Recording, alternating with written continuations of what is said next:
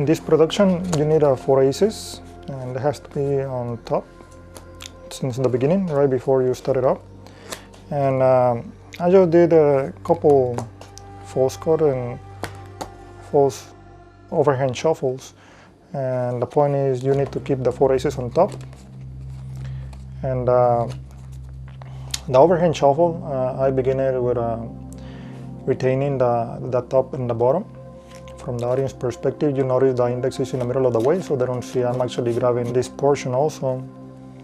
So I still have the 4 aces on top. The next I did, it was the same overhand shuffle. I take a little chunk, exceeding the 4 aces. I'm grabbing it again. Notice I keep the break with the index finger. But as long as they don't see the top, just the front or the bottom, they don't see too much anyway. Just keep it in angle. And keep doing the overhand shuffle until you reach the break, so the aces can go back on top. I mean, if you just want to do 1 and 2, the point is you need 2 aces on top and 2 aces at the bottom. There are many other ways you can reach this setup. I'm just trying to explain the same way I did it in a performance. So when I was doing the overhand shuffle, facing down, I'm reaping again the first portion, while I keep doing the same motion, the same rhythm. I try not to stop, because the first time you take it, let me give it face up so you can follow it better. Notice I still have the ace hiding until I reach again the top. Actually, the way I used to do it years ago, I only do the overhand shuffle by retaining the 4 aces at the bottom, and then I only do 1 and 2, and that's it. I had 2 at the bottom and 2 on top. But in this case, I was just trying to do the overhand shuffle a little bit more complicated by retaining the top portion. Once I reach the break, the 4 aces go back on top and do 1 and 2. So it doesn't look as obvious as the previous explanation. So make sure the tip of your fingers are a little bit wet. So as you can see, sometimes this is going to happen, but make sure the first tossing you don't keep 3 cards, because the problem is you don't know if this card belongs to the top or the bottom of the deck. In this case belongs to the bottom because I know there is no ace, which it should be an ace at the bottom and 1 on top. So I can do it again, keep the top and the bottom in this other hand and exposing the 4 aces. Make sure that in the first toss you don't keep 3 cards, because the problem is you don't know if this card belongs to the top or the bottom. It is an ace, but you already messed up for a second tossing. Okay, so to make sure not to get 3 cards in the first toss, sometimes I move these cards a little bit to the side, just from this thumb side, but just a little bit. It's not really noticeable from the camera nor the audience, because I'm just trying to reach the deck. So it's side jogging a little bit the top and the bottom, as long as it is not perfectly square with the deck, so you can easily peel them off, the top and the bottom. Okay, I have 2 cards over here, and by doing it again, I had 3 cards over here. Now the middle card, the third one, well, the middle one, it doesn't matter how many cards. Sometimes you have 5, as long as you keep the first and the last one. Whatever is in the middle, just drop it on the deck, and you have the 4 aces. Now the main problem is when you have 3 cards in the first toss, in the second toss it doesn't matter, because the top and the bottom is going to be an ace. So whatever is in the middle, you can drop it over here. When I'm trying to reach the deck, I'm trying to make sure I peel it off like that, but not this much. Of course, I'm just exaggerating so you can see better. It's just a little bit. Okay, so it's not really noticeable when I'm trying to reach the deck. So when it's a little bit more on square, it's gonna be better because it will assure you will get the top and the bottom. The second tossing doesn't matter. You have more than 2 cards. Whatever is in the middle, from the top and the bottom, you can just drop it over here as long as you keep the 2 aces in each side. And the tossing is really easy. Just make sure your fingers, the tips, are a little bit wet.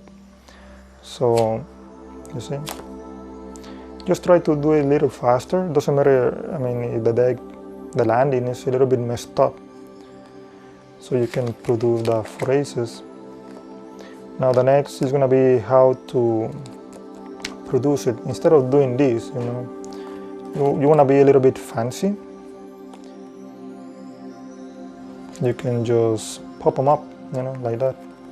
There are 2 ways that I'm gonna explain next. Okay, one way to do it is like that, producing the 4 aces. Or the second way, like that. It's just a fancy way to pop them up. It looks nice. The way I did it in the performance, it was 1 by 1. Okay. So the way I did it in the performance, in case you like it better, let me do it with one hand, so you can just follow one. The forefinger is the only finger, is right behind the 2 cards. Then I'm pinching it against the 3rd finger to flip it over. Okay, just like that.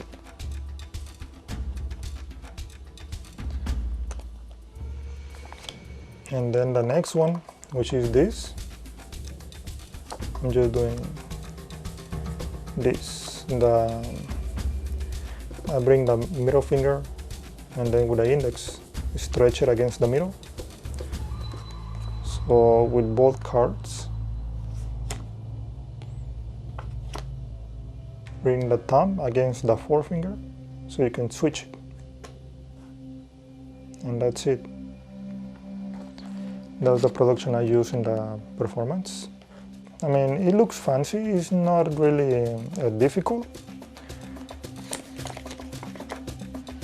You can do it at the same time with both hands, like that. But I did it 1 by 1. And that's it. From this view, notice I had the pinky reaching first, right behind the bottom card against the 3rd finger, and then stretch the middle against the index and bring the thumb against the pinky. That's it. Now for a second production is quite the same. The forefinger is in the back. With the thumb, peel it off as much as you can, the top card, and bring the card at the bottom, the pinky and the 3rd finger against the palm of your hand, and then the middle finger reach against the index finger and flip it over and show them up. Now for a second production, notice the forefinger is still in the back. It's the same as the first production. The 3rd and the forefinger are the one clipping the card at the bottom. Move it towards the palm of your hand. And then the middle finger comes against the index. Flip both cards and stretch index and middle finger. Using my right hand, I bring the forefinger in the back, flip it, and then bend the index and the thumb so your middle finger can reach, and clipping it against the index. And for a second production, that's it. The way I'm doing it, notice the 3rd and the 4th finger bended against the palm, then the middle finger reach the index and stretch it. So you can show up two aces and flip them up towards the audience at the same time.